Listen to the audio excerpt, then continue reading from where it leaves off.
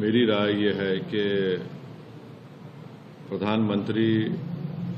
हर प्रधानमंत्री देश का 15 अगस्त के दिन लाल किले से मुल्क की आवाम को, जनता को अपने भाषण के जरिए ये बताती है कि उनकी सरकार ने क्या किया या क्या करने वाले हैं। एक रिवायत रही है। मगर प्रधानमंत्री 15 अगस्त के दिन 2025 में खड़े होकर आरएसएस की तारीफ करना, उनके 100 साल के मुकम्मल होने पर उनके बारे में प्रधानमंत्री ने देश को जो बताया है, मैं समझता हूं कि ये हमारी जंग आज़ादी की जद्दोजहद की एक बहुत बड़ी तौहीन हुई है। इसलिए कि आरएसएस और उनकी जितनी तंजीमें हैं वो तो जंग आज़ादी में हिस्सा नहीं लिए, बल्कि वो तो अंग्रेज़ों की ताईद में रहते थे और वो अंग्रेज़ों से ज़्यादा मुजाहिदीन आज़ादी से नफरत करते थे, चाहे गांधी हो या जितने बड़े बड़े नेता उस वक्त के हो हैं। तो मेरा मानना यह है कि आरएसएस हमेशा से 1925 से लेकर अब तक और मुस्तकबिल में भी वो इंक्लूसिव नेशनलिज्म की मुखालिफत करती रही। जो यही इंक्लूसिव नेशनलिज्म जो हमारे बुजुर्ग गुजरे हैं, जो हमारे मुजाहिदीन आज़ादी गुजरे हैं, उन्होंने इसी बुनियाद पर इस देश को आज़ाद करवाया अंग्रेज़ों की गुलामी से। और जो हिंदुत्व की आइडियोलॉजी है वो हमारे भारत के संविधान के बिल्कुल खिलाफ है, बिल्कुल खिलाफ है। तो प्रधानमंत्री अगर आरएसएस के दफ्तर पर गए तो मैं कुछ नहीं बोला, क्योंकि मैं जानता था वो तो स्वयंसेवक थे और हमेशा रहेंगे। मगर जब आप प्रधानमंत्री के तौर पर ये कह रहे हैं और इस तरह की बात कर रहे हैं, जो संघ परिवार इस मुल्क में हेटरेट को फैलाती है, डिवीजन होता है, तो ये तो प्रधानमंत्री उनकी तायीद कर रहे हैं।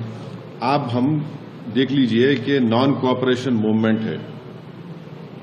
सत्याग्रह जो होती थी 1920 और 40 में, रोलेट एक्ट के खिलाफ जो एजिटेशन होता था, सिविल डिसोबीडियंस या क्विट इंडिया मूवमेंट था, या नेवल म्यूटिनी इन मुंबई थी, इसमें क्या आरएसएस नजर आती है क्या आपको? फिर आप देख लीजिए, मैं ये क्यों कह रहा हूं, आरएसएस का जो प्रार्थना है, वो प्रार्थना में क्या लिखा गया है बताइए आप? क्या वो प्रार्थना इंक्लूसिव है? फिर आरएसएस का जो शपथ है उसमें तो सिर्फ एक ही समुदाय के रिलीजन, उनके सोसाइटी, कल्चर की बात होती है।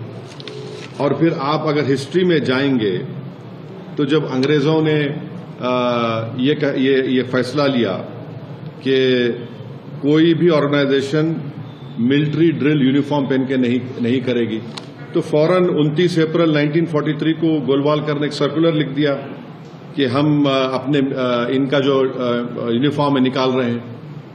जबकि उस वक्त जो अंग्रेज बोलते थे उसके ऑपोजिट में देश करता था। आपने किया वो। एक और बात आपको जानना चाहिए कि श्यामा प्रसाद मुखर्जी कौन है? श्यामा प्रसाद मुखर्जी जनसंघ के फाउंडर हैं, महासभा के हैं और आरएसएस के एक जिम्मेदार थे अंडर अ पैक्ट। दिसंबर 1941 में श्यामा प्रसाद मुखर्जी बंगाल कैबिनेट में मंत्री बने। कौन उसको हेड कर रहा था? फजलुल हक। ये कौन था फजलुल हक? ये फजलुल हक वही आदमी था जो पाकिस्तान के रेजोल्यूशन मुस्लिम लीग के सेशन लाहौर में मार्च 1940 में मूव किया था। आप बताइए फिर आज प्रधानमंत्री इनका बात कर रहे हो। दूसरी आखिरी बात, ये जो प्रधानमंत्री कहते एनजीओ, आपको इनकी हिस्ट्री अगर मैं, क्योंकि वक्त नहीं है, मुख्तसर से अल्फाज में कह रहा हूं कि आरएसएस ने जो मिसलेनियस एप्लीकेशन नंबर 17 1978 में जो डिस्ट्रिक्ट जज नागपुर के सामने फाइल किया था, राजेंद्र सिंह ने फाइल किया था, जो बाद में बाला साहब द्योरस जो उस वक्त सरसंघचालक थे, उनके बाद वो सरसंघचालक बने। उन्होंने क्या लिखा पढ़ लीजिए आप। कॉन्सेप्ट ऑफ हिंदू नेशन के बारे में उन्होंने क्या कहा था। फिर उसके बाद आप पढ़ लीजिए जो एप्लीकेशन उन्होंने दिया था, उसके पैराग्राफ नंबर 13 पे क्या लिखा हुआ है। फिर उन्होंने सरसंघचालक के बारे में क्या कहा था। ये तमाम चीजें सामने हैं। उनका पार्टी का जो आर्टिकल 14 है, कल्चरल ऑर्गेनाइजेशन बोलते हैं, मगर हर काम आप पॉलिटिक्स में हिस्सा लेते हैं।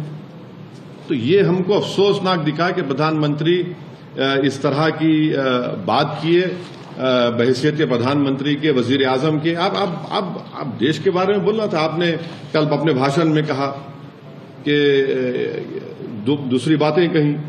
ठीक है, हम आइडियोलॉजिकली बीजेपी के खिलाफ थे, रहेंगे। प्रधानमंत्री बीजेपी से आते हैं, मगर एक वजीर आजम तो है। मगर इस तरह उन्होंने आरएसएस की उनको सराहा, उनकी तारीफ की, ये सरासर गलत है और ये हमारे देश के लिए ठीक नहीं है। हमारे को खतरा चीन से है। चीन आज भी हम उन पेट्रोलिंग पॉइंट्स पर हम नहीं जा सकते। हमने 25 पेट्रोलिंग पॉइंट खो दिए हैं। और जो ऑर्गेनाइजेशन देश में अपनी आइडियोलॉजी की बुनियाद पर निफाक पैदा कर रही है, इख्तलाफात को फरोग दे रही है, हेटरेट में इजाफा कर रही है, कई मसाजिद पे केसेस डाले जाते हैं, दरगाहों पर 500 साल पुरानी दरगाह पर वहां पर खबरों को तोड़ा जाता है। कौन है ये लोग? ये तो सब इनका ताल्लुक आरएसएस से है। Subscribe to One India and never miss an update. Download the One India app now.